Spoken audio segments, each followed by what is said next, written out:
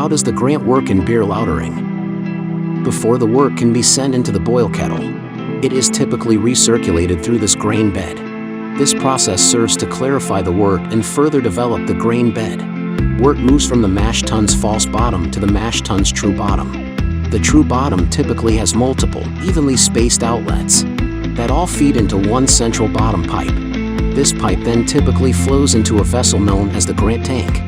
The grant is simply a buffer vessel that allows the brewer to visually see lauter flow rate and wort clarity.